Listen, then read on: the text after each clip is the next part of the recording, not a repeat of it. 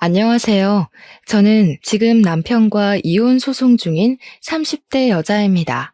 남편은 아직도 이혼할 수 없다고 버티지만 저는 더 이상 남편과 시댁이 소름이 끼쳐서 같이 살 수가 없네요.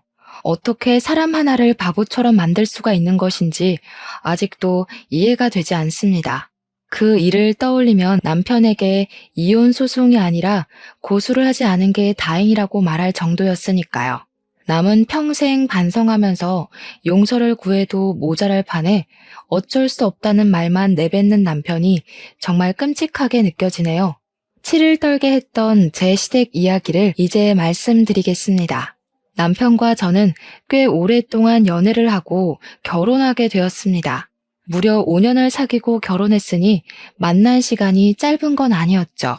결혼 전에는 남편이 자신의 상태를 몰랐을 테지만 미리 알았다고 해도 남편은 제게 아무 말 하지 않고 결혼을 했을 겁니다. 짧지 않은 시간을 함께 보내고 결혼했습니다만 역시 결혼은 연애와 다르더군요. 연애 시절과는 다른 남편의 모습에 처음에는 제가 그동안 만나왔던 사람이 맞나 싶었죠. 사람이 확 바뀐 건 아닌데 뭔가 힘이 빠진 사람처럼 보였다고 할까요? 무언가 사람이 자신감 없는 것처럼 보이면서 맥 빠진 사람처럼 보였습니다. 연애 시절에는 항상 자신감이 넘치고 활기가 있던 사람이 그러고 있으니 걱정이 되었습니다. 회사에 무슨 일이라도 있어서 저러는 건가 싶었죠. 자기야, 회사에 무슨 일이라도 있어? 요즘 왜 그래? 축 처져서 무슨 일이 있으면 나한테 말이라도 해봐. 그래야 도울 수 있는 일이면 같이 도와주지. 아니야, 별일 아니니까 신경 쓰지 않아도 돼. 진짜야, 신경 쓰지 마. 남편은 스스로 별일 아니라고 했지만 남편만 바라보는 저는 속이 참 불편하더라고요. 제가 어디선가 들은 바로는 남자도 혼자만의 시간을 가지는 게 중요하다고 하더군요. 그래서 자꾸 이유를 캐물으면 남편이 짜증을 낼까 싶어 남편에게 혼자만의 시간이 생기도록 많이 노력했습니다. 남편의 기운 빠진 모습은 하루 이틀을 넘어 한 달이 넘어가도 좀처럼 좋아지지 않았습니다. 무슨 일 때문에 저렇게 우울해 보이나 싶어도 무슨 일인지 말을 안 해주니 알 수가 없었죠. 그 맥 빠진 모습은 1년 가까이 유지가 되었습니다. 처음에는 걱정하던 저도 익숙해져서 그냥 그런 사람인 걸 내가 몰랐나라고 생각할 정도로 착각을 하게 될 정도였죠. 결혼한 지 1년쯤 될 때였습니다. 남편은 외동아들이었기에 다른 시부모님들처럼 저희 시부모님도 임신을 바라셨습니다. 시댁에 가면 은근슬쩍 제게 왜 아직 소식이 없는지 물어보시는 겁니다. 왜 아직 소식이 없니? 옆집 정인애는 결혼한 지 3개월도 안 되어서 임신했다고 하던데 그 신혼여행에서 아기 들어서는 게 뭐더라? 시어머니의 말에 시아버지가 대신 대답하셨습니다. 허니문 베이비라니까. 맞다. 허니 베이비 가졌다고 하더라. 너희는 왜 소식이 없니? 혹시 피임하고 그러냐? 결혼했으면 애를 가져야지. 절대 피임 같은 거 하지 마라. 허니문이래도. 시끄러워. 내가 말하고 있잖아. 당신은 좀 끼어들지 좀 마. 며느리 앞에서 내 체면 좀 생각해. 저희 시댁은 주도권은 시어머니의 독재 체제였습니다. 아버님은 어머님이 시키면 시키는 대로 하시는 분이셨죠.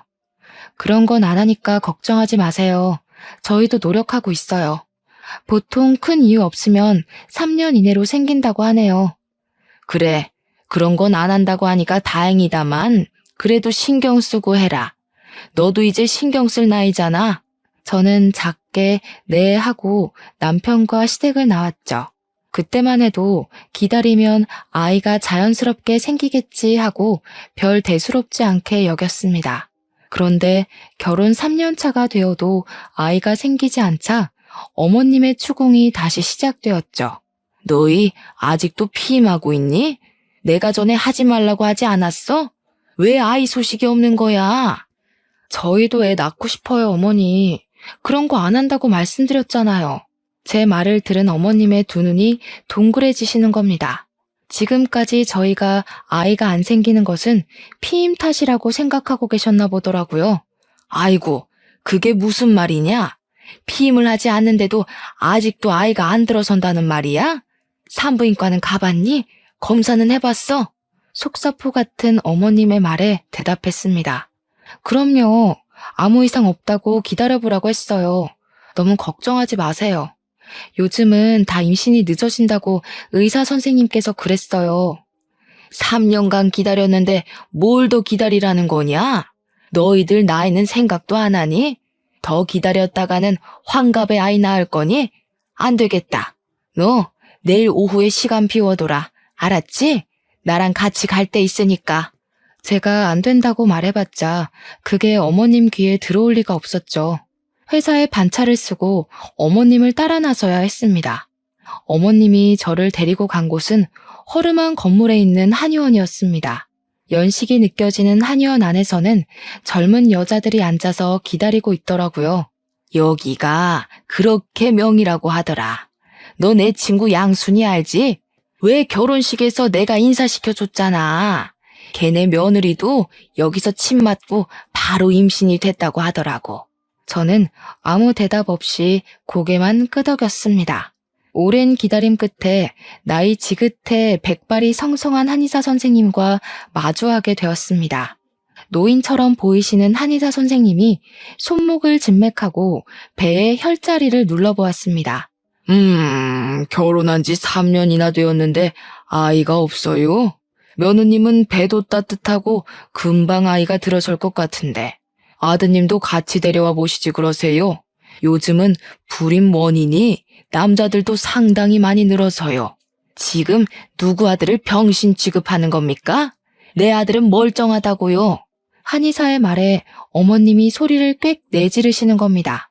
그렇게 소리를 지르고는 아직 진료 중인 저를 끌고 밖으로 나오셨습니다. 누구를 지금 고자 취급을 하는 거야? 저 영감탱이가. 너 내일 시간 다시 빼놔라. 나랑 다른 병원 갈 테니까. 알았니? 저는 어머님께 네 하고 짧게 대답을 했습니다. 아들 한번 데려오라는 말이 그렇게 기겁하는 일이었을까요? 어머님의 성격을 알고 있으니 내심 서운하면서도 아무 말 하지 못하겠더라고요. 한마디 잘못했다가 달달 볶일 생각을 하니 그냥 네네 하면서 어머님의 비위를 맞춰주는 게 좋다고 생각했죠. 한동안 어머님의 손에 이끌려 산부인과 병원을 더 돌아야만 했습니다. 마지막으로 난임 전문병원에 들러 나팔관 조영술이라는 시술을 받아야 했죠. 나팔관 양쪽도 정상적이시고 생리주기도 정확하고 자궁 내막 두께도 좋고 근종 같은 것도 없이 깨끗하니 더 기다려보는 게 어떨까요? 며느님은 아주 건강합니다. 얼마나 기다려야 아이를 가질 수 있는데요? 정 그렇게 급하시면 인공수정이나 시험관을 해보는 방법도 있습니다. 아드님과 같이 한번 병원에 들리시죠. 요즘은 남자들 불임도 많아서. 어머님은 알았다고 하면서 다시 병원을 나오셨습니다. 이렇게 임신에 적극적이시면서 왜 아들이 정상적이지 않다는 말만 나오면 격하게 반응을 하시는지 알 수 없었습니다. 어머님의 그 모습이 은근히 속상했죠. 꼭 제게 문제가 있다는 뜻으로 보였으니까요.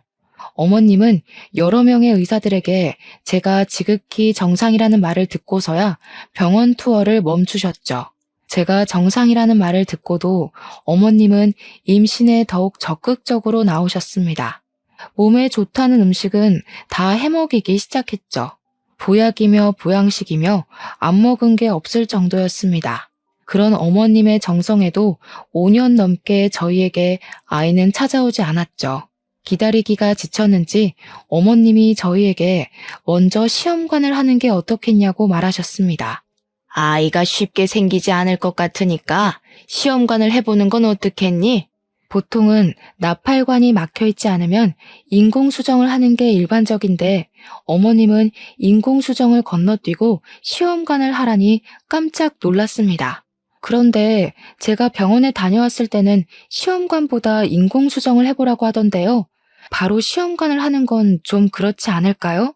너는 하나는 알고 둘은 모르는구나. 어차피 인공수정을 하든 시험관을 하든 호르몬 주사를 맞는 건 똑같아. 그런데 뭐하러 인공수정하고 시험관을 또 하니? 그냥 처음부터 시험관을 하는 게 낫지. 그건 그런데요. 비용 차이가 엄청나잖아요. 인공수정은 정말 얼마 안 들어요. 돈 걱정하지 말고 시험관부터 해라. 다 너 생각해서 하는 말이야. 이럴 때는 어른 말 듣는 거야. 어머님의 성격을 잘 알고 있었으니 더는 토를 달지 않기로 했죠. 어차피 인공수정이 실패하면 시험관을 해야 하는 건 맞는 말이었으니까요. 시험관을 하는 일은 정말 쉬운 일이 아니었습니다. 호르몬 주사를 맞는 것도 그랬지만 3일에 한 번 정도는 병원에 가서 난소에 있는 난자가 얼마나 컸는지 봐야 했기 때문이었죠. 그래도 아기를 갖기 위해서는 어쩔 수가 없었습니다. 저도 제 친구들처럼 아이를 낳아 남편과 알콩달콩 살고 싶었습니다. 아이만 가질 수 있다면 이런 고생쯤은 아무것도 아니라고 생각했죠. 어느새 시간은 흘러서 배란 채취일이 되었습니다. 신선한 정자를 난자에 넣기 위해서는 남편이 병원에 직접 방문하는 게 가장 좋은 방법이었죠. 어머님은 제 병원 스케줄을 하나하나 직접 관리를 하셨기에 그날도 병원에서 나오면서 어머님께 전화를 했습니다. 어머니, 난자 채취일에는 남편과 같이 오라고 하네요. 신선한 정자를 채취해야 한다고요. 너는 회사 다니는 사람 거기까지 불러내야겠니? 내가 알아보니 정자를 집에서 채취해가는 것도 가능하다고 하는구나. 그러니까 병원에서 주는 통 받아서 집으로 가져와라. 몸보신해야 건강한 난자가 나오지. 정말 어머님께서는 모르시는 게 없었습니다. 어머님의 말을 반신반의하며 병원에 남편이 같이 오지 못할 것 같다고 말했습니다. 그랬더니 정말 작은 보온통 같은 것을 주는 겁니다. 직원 말로는 그냥 줄 수는 없고 특별한 사유가 있을 경우에만 지급해준다고 하면서 몇 번의 확인 절차를 거친 후에 통을 주었습니다. 그러면서 될 수 있으면 신선한 상태에서 받아오라고 하더라고요. 저는 그것을 받아서 어머님 댁으로 향했습니다. 어머님 댁을 가니 이번에도 상다리가 부러지게 음식을 차려놓고 기다리고 계셨습니다. 마침 남편도 퇴근해서 왔고 오랜만에 진수성찬이라 남편과 저는 참 허겁지겁 먹었네요. 식사를 끝냈더니 아직 초저녁인데도 잠이 솔솔 오기 시작하는 겁니다. 내일이면 지겨운 호르몬 주사도 끝이라는 생각을 해서인지 꾸벅꾸벅 졸기 시작했고 남편도 일하느라 졸리다며 같이 남편 방에 들어가 잤습니다. 그렇게 8시간을 내리 잤더니 어찌나 개운하던지 몸이 찌푸둥했지만 정신은 참 맑아지더라고요. 그런데 남편도 저랑 같이 일어난 줄 알았는데 책상 위에 놓여져 있던 통을 보니 이미 그게 받아져 있더라고요. 남편이 아침에 시간이 없을 것 같아서 새벽에 미리 받아놓았다고 말하면서 아침을 먹자마자 급하게 출근을 했습니다. 아침 일찍 난자를 채취해야 했기에 저도 그 통을 들고 예약해둔 병원에 아침 일찍 방문했죠. 난자를 채취하고 바로 정자를 난자에 삽입해서 체외 수정을 해서 배아를 만든다고 하는 겁니다. 보통은 3일 뒤에 다시 와서 제 자궁 속에 집어넣기만 하면 된다고 하니 마음이 설레더군요. 아직 배아들이 제 몸속에 들어가지도 않았지만 벌써 마음은 엄마가 된 느낌이었습니다. 난자는 12개가 나오고 건강한 상금 난자는 8개가 나왔다고 의사 선생님이 오셔서 말씀하셨습니다. 상금 난자가 많이 나올수록 건강하고 튼튼한 배아들이 많이 생긴다고 하셨어요. 저는 3일 뒤에 남편과 같이 병원에 내원해서 건강한 배아 2개를 자궁에 넣어 심게 되었습니다. 선생님은 건강한 배아가 3개나 더 있다고 하시면서 냉동을 할 거냐고 물어보더라고요. 남은 배아는 냉동해 드릴까요? 추가로 돈이 들기는 하지만 냉동을 해두시면 다음에는 난자 채취하지 않고 바로 이식만 하실 수 있어요. 호르몬 주사를 맞아야 하는 번거로움이 없다고 하기에 저는 당연히 그렇게 하겠다고 했습니다. 네, 해주세요. 임신 확인은 언제 하게 되는 건가요? 11일 후에 오셔서 피검사 하시면 임신 여부를 확인하실 수 있습니다. 11일 후면 임신 여부를 알 수 있다니 마음이 싱숭생숭해졌습니다. 뱃속에는 이미 아이가 있지만 무사히 아이들이 자궁 내벽에 착상해야 임신되는 것이었죠. 그 기간이 정말 기다려졌습니다. 배아 사진이라고 제 손에 쥐어주는데 동글동글한 세포 분열 중인 배아가 2개가 찍혀 있더군요. 너무 신기하고 저 덩어리들이 제 뱃속에서 아기가 된다니 믿을 수 없었죠. 한참을 쳐다보았죠. 이식 후 2시간 동안 안정을 위해 침대에 누워있다가 집으로 돌아갈 수 있었습니다. 집으로 돌아오는 길에 소식을 기다렸을 어머님께 전화를 드렸습니다. 어머님, 지금 이식 끝내고 집으로 돌아가는 길이에요. 2개 이식 끝냈고요. 3개는 냉동을 해두고 왔어요. 11일 후에 피검사하면 임신인지 알 수 있대요. 그래? 아유, 잘했다. 그런데 왜 너희 집으로 가니? 우리 집으로 와라. 이제부터가 진짜 시작이야. 몸 조심하고 잘 먹고 해야 아이가 잘 붙어 있지. 그리고 너 회사에 전화해서 당분간 쉰다고 해라. 꼼짝 않고 누워 있어야 착상이 잘 된다고 하더구나. 우리 집으로 와서 푹 쉬다가 임신되면 그때 출근해. 임신이 되면 출근하라는 소리에 깜짝 놀랐습니다. 오늘 하루도 팀장님께 사정해서 받은 월차였거든요. 네? 그게 무슨 말씀이세요? 당분간 쉬라뇨. 어머니, 그럼 저 회사에서 잘려요. 병원에서 이식 후에 몇 시간 동안만 휴식 취하면 가벼운 일상생활은 가능하다고 했어요. 걱정하지 마세요. 내가 다 알아봤다. 내가 아는 김씨 며느리도 일주일간 누워 있었더니 한 번에 임신이 성공했다는구나. 잔말하지 말고 우리 집으로 와. 어머님은 무조건 시댁으로 오라고 명령하며 전화를 끊어버리셨습니다. 그 성격을 누가 막을 수가 있을까요? 집으로 향하던 차를 돌려 시댁으로 향하게 되었습니다. 어머님이 말린다고 출근을 안 할 수는 없는 노릇이니 식사를 하면서 괜찮다고 안심을 시켜드려야 했습니다. 어머님, 너무 걱정하지 마세요. 병원에서도 일상생활은 가능하다고 했어요. 출근해도 괜찮을 거예요. 제 업무가 무거운 짐 들거나 돌아다니는 일도 아니고 사무실에 가만히 앉아서 컴퓨터를 하는 일이잖아요. 그러다가 아이가 아래로 흘러내리기라도 하면 어쩌려고? 앉아있는 것도 1~2시간이지. 종일 그렇게 일하고 출퇴근은 또 버스 타고 올 거 아니야. 그런 건 생각 안 하니? 그런 건 일상생활 범주에 끼잖아요. 괜찮을 거예요. 어머님은 저를 향해 화를 내셨어요. 예, 그러다가 애가 잘못되기라도 하면 어쩌려고 그러는 거니? 한 번에 철석같이 붙어야 그 고생을 안 하지. 설마 너 그 고생을 또 하고 싶어서 그러니? 그렇다고 일을 그만둘 수는 없잖아요. 아이를 낳는다면 앞으로 돈이 많이 필요할 텐데요. 아무 일 없을 테니까 너무 걱정하지 마세요. 제 말에 어머님은 못마땅한 표정을 지으셨습니다. 하지만 어쩌겠어요. 요즘 시대에 아이 하나를 키우려고 해도 돈이 많이 드는걸요. 불안해도 일을 해야 했습니다. 겨우 어머님을 설득하고 그날은 저녁만 먹고 집으로 돌아갈 수 있었습니다. 임신 결과를 기다리는 11일 동안 살얼음판을 걷듯 조심해서 다녔습니다. 혹시라도 뱃속의 아이가 미끄러지지는 않을까 싶어서죠. 아직은 착상도 되지 않은 세포 덩어리에 불과하지만 마음은 이미 임신을 했다고 생각해서일까요? 모든 것이 조심스럽고 먹는 것 하나도 신경 쓰게 되더라고요.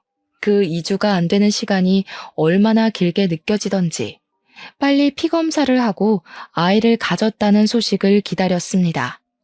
드디어 11일에 아주 긴 시간이 지나고 남편과 병원을 내원하게 되었습니다.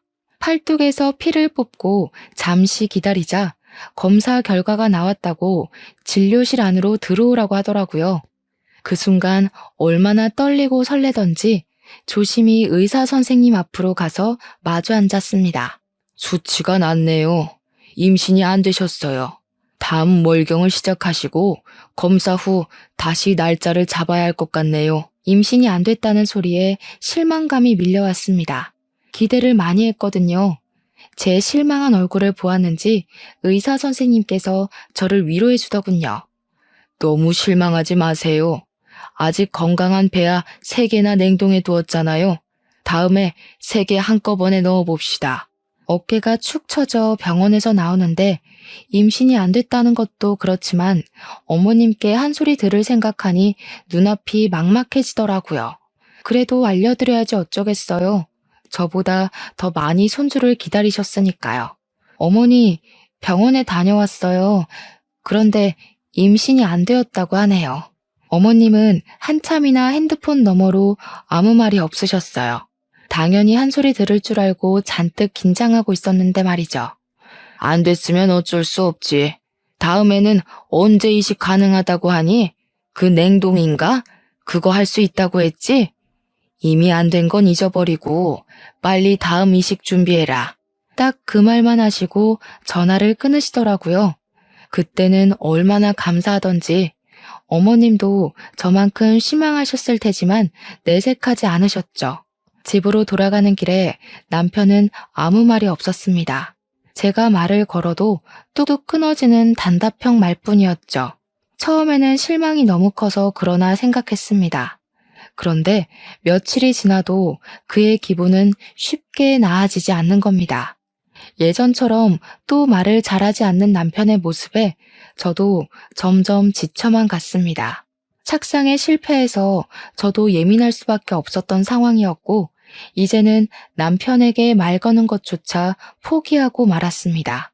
그렇게 서로 대화를 잃어간 채 한 달이 지나버렸고 어김없이 생리가 터지고 말았습니다.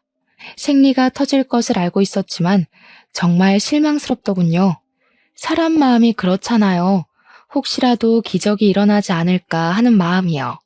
저는 다시 병원을 내원하고 피검사를 하고 이식 날짜를 잡아야 했습니다. 호르몬 주사를 맞지 않을 뿐이지 복잡한 건 똑같았습니다. 다시 이식날이 되어 병원 천장을 바라보고 있는데 마음이 복잡해지더라고요. 이번에는 3개나 넣는데 혹시 새쌍둥이가 되는 거 아닐까? 아니면 저번처럼 3개 다 실패하는 건 아닐까? 별별 생각이 다 들었습니다. 그래도 이번에는 제발 한 녀석이라도 잘 붙기를 기다렸습니다. 그때 어머니께 전화가 왔습니다. 이식은 끝났니? 이번에는 편하게 쉬어라. 회사에 쉰다고 말도 하고. 알겠니? 그래야 그 고생을 또 안 하지. 네, 어머니. 회사에도 내일 모레까지 쉬겠다고 말하고 월차 당겼었어요. 너무 걱정하지 마세요. 아유, 달랑 이틀 쉰다고 아이가 달라붙는다니? 더 쉬어야 하는 거 아니야? 저도 그러고 싶은데 더는 눈치가 보여서 뺄 수가 없네요. 다른 직원들도 일이 있다고 해서요. 최대한 마음 편히 쉬려고요. 그래, 너희 집으로 가지 말고 이쪽으로 와. 그래야 푹 쉬지. 친딸처럼 챙겨주시는 마음에 감동했습니다. 하나하나 신경 써서 챙겨주는 게 어렵잖아요. 어머님은 이부자리 하나, 먹는 것 하나까지 신경 써서 챙겨주셨지만 이번에도 임신이 되지 않았습니다. 2번째 시험관마저 실패를 하니 마음이 뒤숭숭해졌습니다. 큰 문제가 없으면 착상이라도 했을 텐데 그럴 기미조차 보이지 않았으니까요. 간혹 면역 이상이 생겨 배아가 착상하지 못하게 하는 경우도 있다고 했거든요. 하지만 저를 가장 힘들게 한 건 바로 남편의 무관심이었어요. 고생했다. 그 한마디가 그렇게도 어려운 걸까요? 남편은 그 한마디조차 제게 해주지 않는 겁니다. 모든 일을 남 일처럼 방관하는 남편이 너무 얄미워 죽겠는데 어머님께서도 저번처럼 그냥 넘어가시지 않으셨죠. 너는 무슨 애가 2번씩이나 아이를 흘려보내니? 정말 너한테 큰 문제가 없다고 했니? 나는 아무래도 그 병원이 못 믿었다. 어떻게 2번이나 실패할 수가 있지? 다른 집 며느리들은 척척 잘도 붙더구만. 아유, 내가 말을 안 하려고 해도 안 할 수가 없다. 어머니, 정말 죄송해요. 저도 이번에는 정말 조심한다고 했는데 제 아이들이 아니었나 봐요. 말은 그렇게 했지만 속으로는 서러워 미치겠더라고요. 저도 엄마가 되고 싶고 아이를 품고 싶은 마음은 간절한데 왜 임신 실패는 전부 여자 탓인 걸까요? 차라리 여자가 아니었다면 이런 고통은 안 겪어도 되지 않았을까 하는 생각도 들었죠. 아무튼 다음에 다시 시험관 준비해라. 이번에는 직장을 그만두고서라도 임신을 해야지. 이렇게 해서 어느 세월에 임신한다니? 직장을 그만두라는 말에 숨이 턱 막혀왔습니다. 제 모든 인생을 임신에만 매달려야 하는 건 아니잖아요. 어머님이 직장까지 그만두고 임신에 집중하라고 하는데 저는 그러고 싶지 않았습니다. 꼭 아이를 낳고 살아야 될 필요도 없고요. 상황에 맞춰 살면 되는 거 아닐까요? 그래서 처음으로 어머님께 반기를 들었습니다. 대답 안 하고 뭐하고 서 있는 거야? 직장 안 그만둘 거니? 응? 그렇게 해서라도 아이를 가져야 할 거 아니야. 조금 쉬었다가 하면 안 될까요? 연속으로 2번이나 시험관을 했더니 몸이 너무 축난 것 같아요. 몸이 회복되고 나서 할게요. 그게 무슨 말이야? 하려면 바로 해야지. 아이가 너를 기다려주기라도 한다던? 바로 해라. 벌써 너희가 아이를 못 가진 게 몇 년인지 알기나 하니? 벌써 낳아도 2-3명은 낳았겠다. 저희 결혼 기간이 짧진 않은 시간이었지만 한 번에 임신하려고 하니 심적으로 부담이 되었습니다. 어머님의 말도 틀린 말도 아니었죠. 지금 멈추면 언제 다시 할지 모르는 일이니까요. 당시에 제가 가장 무서웠던 건 제 배를 찌르는 호르몬 주사가 아닌 이식 후 11일을 견디는 시간을 다시 겪어야 하는 것이었습니다. 설레고 기대했던 그 시간이 피검사 한 방으로 쓸려 내려가야 했던 그 경험을 다시는 하고 싶지 않았죠. 남편이라도 옆에서 거들어주면 좋겠다 싶었는데 그는 그럴 생각이 없는지 멀뚱멀뚱 핸드폰만 들여다보고 있는 겁니다. 자신은 편하게 정자만 빼주면 그만이라는 것처럼요. 첫 시험관 실패 후 그는 계속 그렇게 무관심의 상태로 지냈습니다. 저는 어떻게 해서든지 남편의 아이를 가지고 싶어서 노력하는데 제게 관심조차 주지 않는 것은 너무하다고 생각했죠. 정말 몸이 힘들어서 그래요. 한 달만이라도 쉬었다가 다시 하겠습니다. 안 된다니까 그러네. 너 나이가 몇인지는 아니? 언제 아이 낳아서 키울래? 아직 젊으니까 언제까지 젊을 줄 아는 거냐? 너 혹시 정말 몸에 이상이라도 있는 거 아니냐? 그러지 않고서야 배알을 5개나 놓고도 임신이 안 되었다는 게 말이나 되는 일이야? 어머님의 말에 서러웠습니다. 눈물이 볼을 타고 왈칵 쏟아져서 손으로 눈물을 닦아냈습니다. 그 상황에서도 남편은 핸드폰만 쳐다보고 있는 겁니다. 속이 뒤집히려고 하는데 어머님 옆에 있던 아버님이 남편 대신 말을 거들어 주셨죠. 아유, 그만 좀 해. 며느라기가 울잖아. 한 달 쉰다고 안 생길 아이가 생기는 것도 아니고 생기려면 때 되면 생기겠지. 지금 이 양반이 알지도 못하면 가만히 앉아서 텔레비전이나 봐. 내가 지금 며느리랑 이야기 중인 거 안 보여? 유일하게 제 편을 들어주던 아버님은 어머님의 핀잔에 입을 다물고 시선을 텔레비전으로 돌리셨습니다. 그 상황에서 제가 할 수 있는 것은 알겠다는 말밖에 없었습니다. 마음이 내키지 않으니 집으로 돌아오는 내내 정말 시험관을 다시 해야 하는 게 맞는 건지 의문이 들었죠.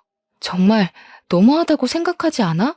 나는 어떻게 해서든지 당신 아이 가지고 싶어서 노력하는데 당신은 뭐야? 어머님이 바로 이어서 하라고 다그칠 때 한마디라도 거들어줄 수는 없어? 꼭 그렇게 핸드폰만 들여다보고 있어야 해? 나보다 핸드폰이 더 중요하냐고. 남편도 제게 신경질적으로 반응을 했습니다. 내가 무슨 말을 해야 하는 건데? 시험관 실패한 건 당신이지 내가 아니잖아. 그런데 나보고 무슨 말을 하라고 그러는 거야? 자기가 하기 싫으면 그냥 하기 싫다고 말하면 되잖아. 당신도 아이 가지고 싶어서 그만두겠다는 말 안 하는 거 아니야? 남편의 말에 기가 막혔습니다. 남편의 말은 꼭 저 혼자 아이를 가지고 싶어 안다라는 사람 같았죠. 본인은 아이를 원치 않았다는 듯이 말이죠.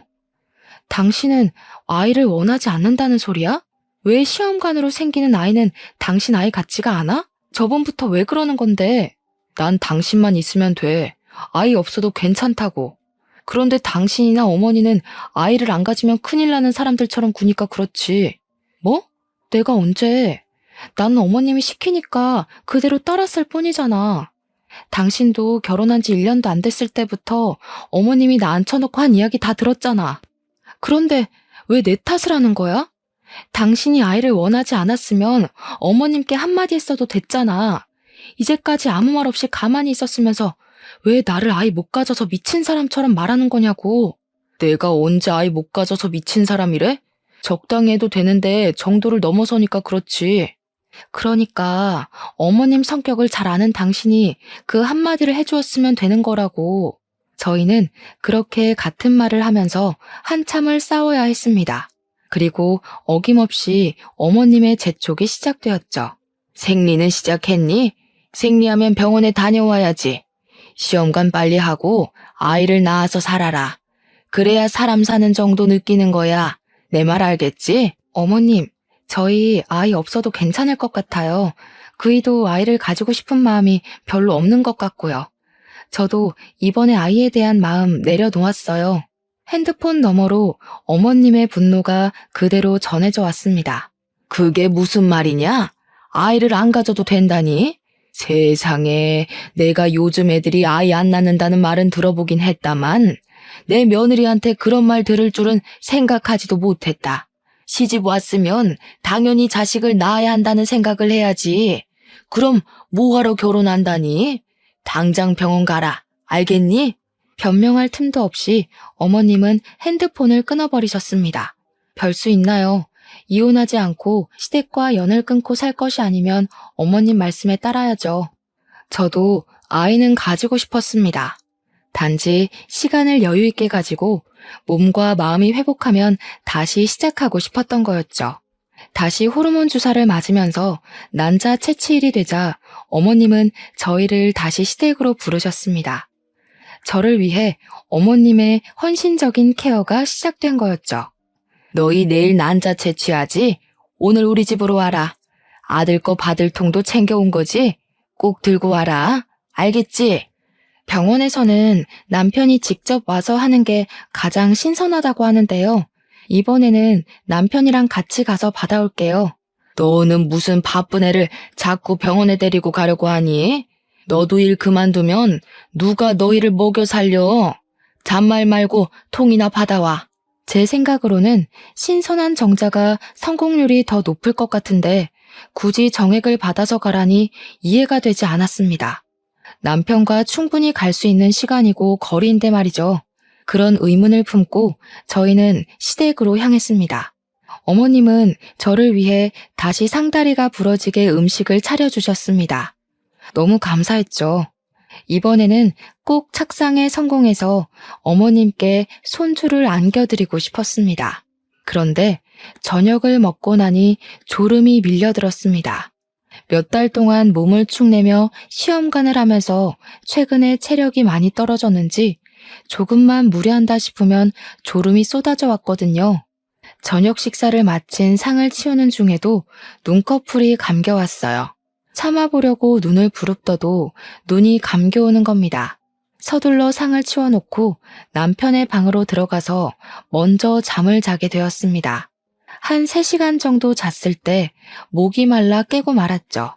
그런데 거실에서 사람들의 목소리가 귓속에 들려왔습니다.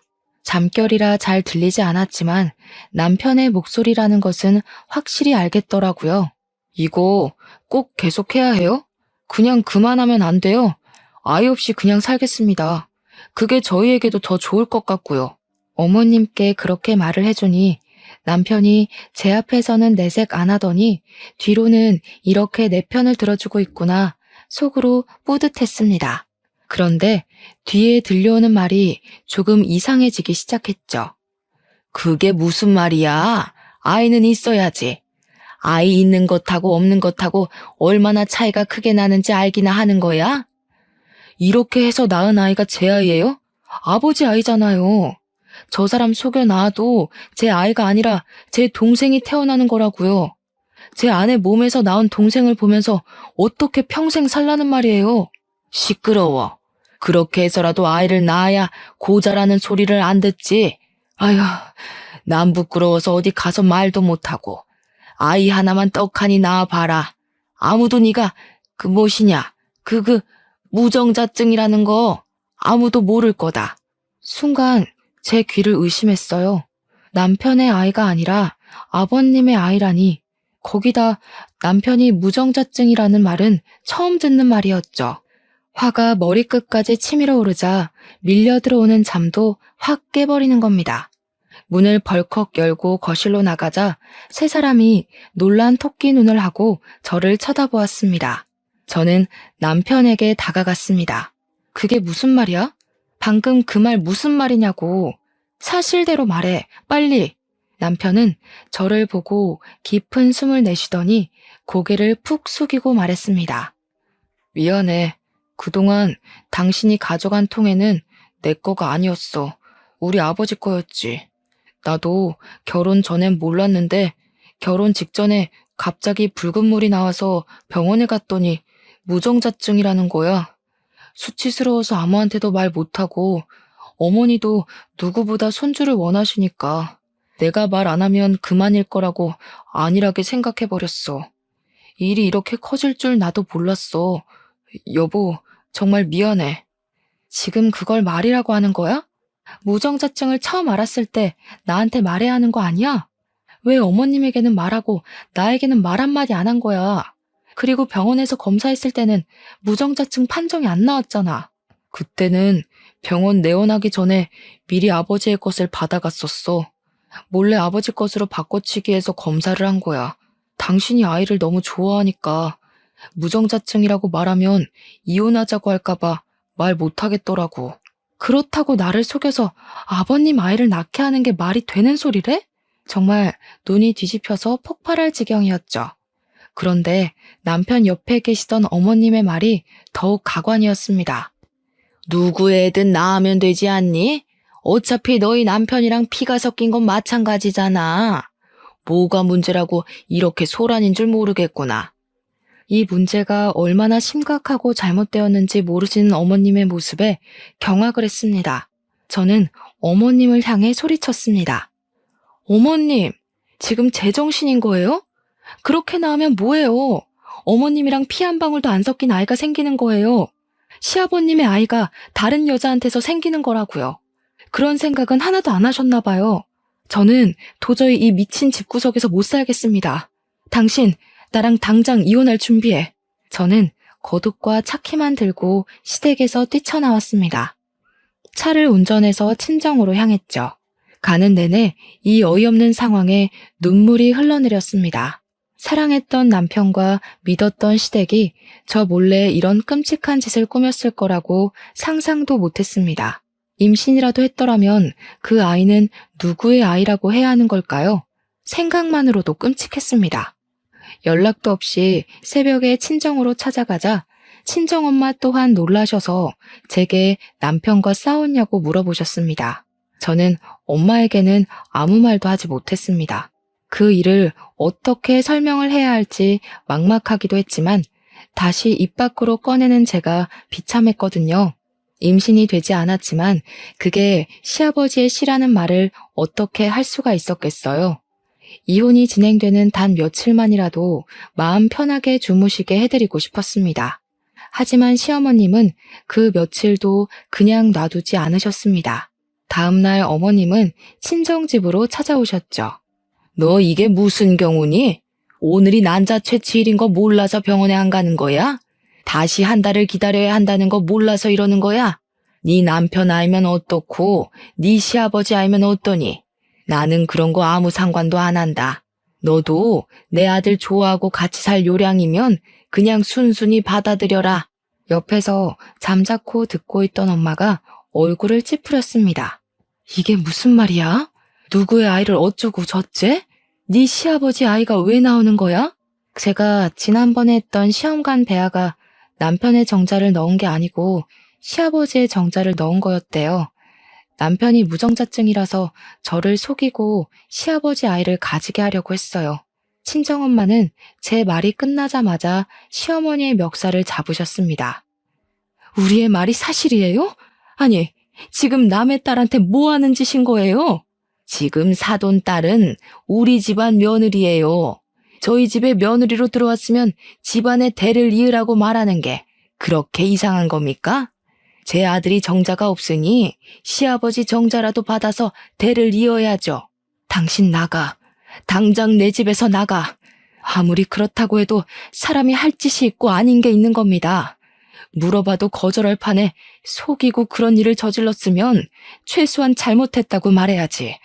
고소하기 전에 빨리 꺼져요. 어머님은 한참을 엄마를 노려보시더니 뒤돌아가셨습니다. 너는 그런 일이 있었으면 엄마한테 당장 말을 해야지. 말도 안 하고 뭐 하고 있었던 거야? 최서방 당장 불러라. 내가 가만두나 봐. 엄마의 전화를 받은 남편이 헐레벌떡 친정으로 달려왔습니다.